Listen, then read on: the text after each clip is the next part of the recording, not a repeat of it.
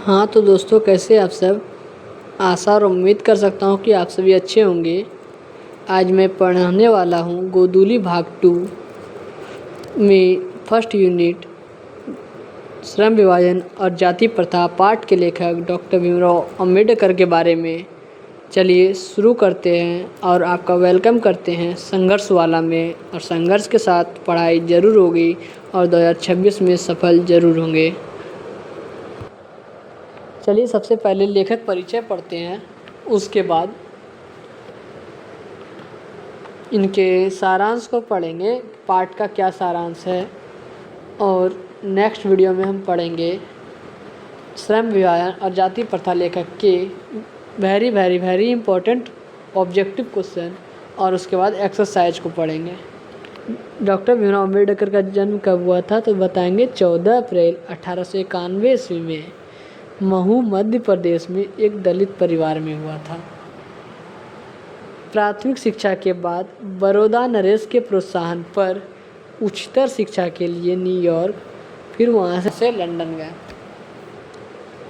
Doctor Bhimrao Ambedkar जो थे, उनका जन्म 14 अप्रैल 1891 ईस्वी में महू मध्य प्रदेश में एक दलित परिवार में हुआ था।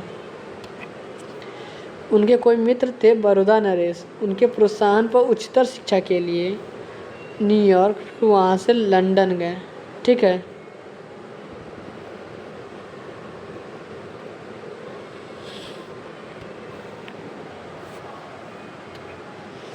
वे छोटे जाति से बिलोंग करते थे, इसलिए अछूतों, स्त्रियों और मजदूरों को मानवीय अधिकार दिलाने के लिए बहुत संघर्ष किया करते थे। उन्होंने स्वदेश यानी अपने देश में कुछ समय के लिए वकालत भी की थी।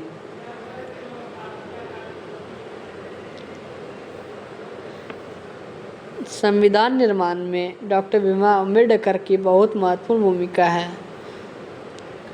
डॉक्टर भीमराव अम्बेडकर का निधन कब हुआ था तो बताएंगे दिसंबर 1956 दिल्ली में।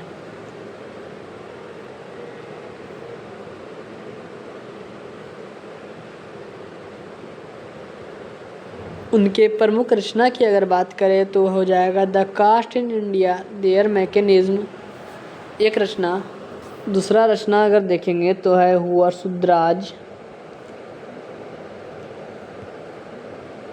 तीसरा की बात करेंगे तो Buddha and his Dhamma, the rise and fall of the Hindu women, annihilation of caste. यहाँ 5 रचना के बारे में दिखाए हैं और आपके बुक में बहुत सारे रचना है, पर बिहार बोर्ड के नज़र से 5 बहुत ही इम्पोर्टेंट रखता है। चलिए बढ़ते हैं। प्रमुख रचना कौन सा था? एनिहिलेशन ऑफ कास्ट का हिंदी रूपांतरण ललय सिंह यादव जी ने किया था। ललय सिंह यादव जी ने हिंदी रूपांतरण किया था प्रमुख रचना का, जो जाति भेद का उच्छेद के नाम से एडिट है, मतलब संपादित है।